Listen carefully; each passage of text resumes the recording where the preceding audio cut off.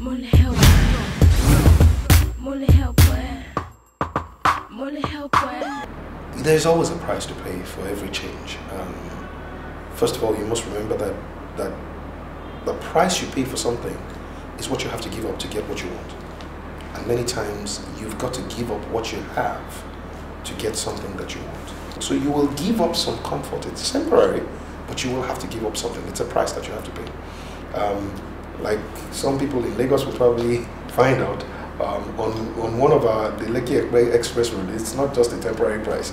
They want to set a toll gate there as a price for that change. But in reality, what I'm just saying is this, that every time you want a change, there will be something you have to give up.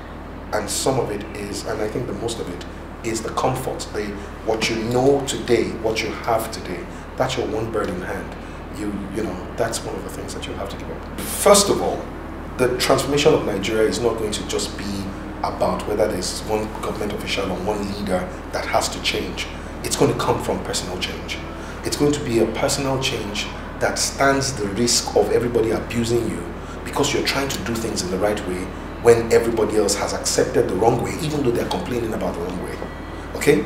But when you must be willing to stand as an icon of change. One of the prices is that people will abuse you. Some of the people that will abuse you will be the people who trust you the most, or who you trust the most, who know you. Sometimes they'll be your family members. They'll be the closest people to you.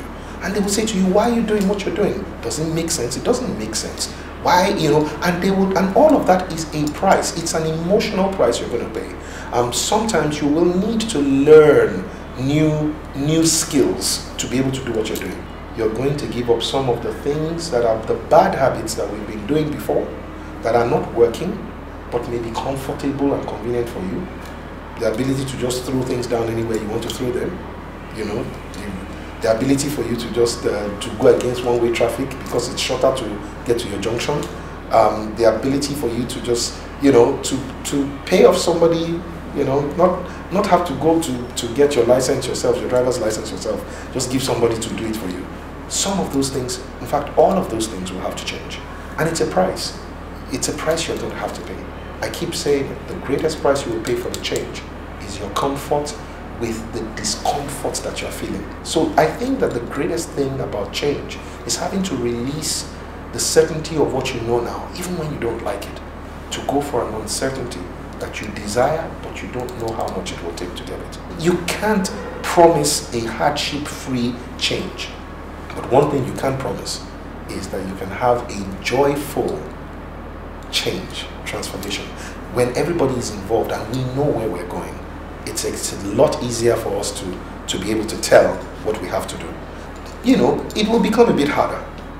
You know, they would say, you know, and so that is the Yoruba adage of saying it will get better, but it will first get a bit worse. It's very difficult for you to jump without having to stoop. Okay, you will not be able to fix roads without sometimes closing one lane, and then, you know, people have to go through one lane. You would not be able to fix schools without some hardships on people, you know, on teachers that did not get the proper qualifications, and some people will have to be fired. You know, you will not be able to fix your medical institution without having to release some of the people who have jobs today but are not qualified, or they have to go back to school and they have to go and get a better qualification. Well, I think that one of the most important things about sustaining anything in life is putting the structure, the systems, and most importantly, the kind of succession plan that you need for that change to occur. What is the greatest structure for building values? Number one, the home unit. So you've got to integrate those value systems, if you're going to be able to sustain them, into your home unit. Fathers must be able to talk to their children. Mothers must be able to talk to their children. Otherwise, you may not be able to take your child home. I mean, if you can't simply know how to lead a child. It says train up your child in the way that you should go. And when that child grows, he will not depart from it. Having done that, you've got to go into other structures, such as, okay, the institutions. You want to put your values into people, you're going to have to work through corporate institutions like schools, like the organizations that we all get jobs in, like the public service, civil service. every one of those systems or those structures have to carry on the values, then you must build systems that reward and recognize people who are living by those values and penalize the people who violate them. You must be able to build systems that can pass that information on through radio, through TV, through newsprint, through billboards. You need all of those things to work. And most importantly, like I said, succession. You've got to be able to start raising the next generation to love the values that you believe. Now that a new set of governments have taken over, so some it's an extension, for others it's a brand new government. We have elected them. So whether you worked, listen, after elections, there are no, it's your governor whether you voted for him or you didn't vote for him. It's your president whether you voted for him or you didn't vote for him. So we've got to work with them to create the kind of society that we want to live in. The greatest thing that can happen to you is for you to understand the times and seasons that you're born in and the purpose for that time and season. But now we've come into another generation. It's your generation.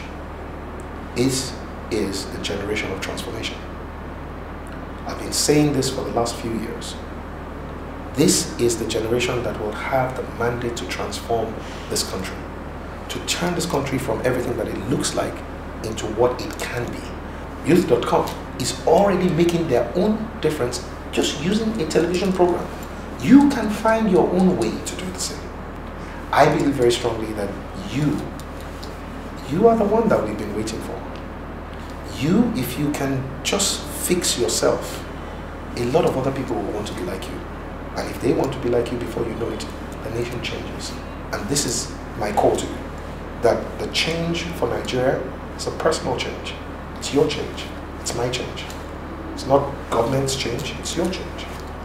And when you have taken responsibility for yourself, you'll find out that you can take responsibility for the whole nation. God bless you and God bless Nigeria.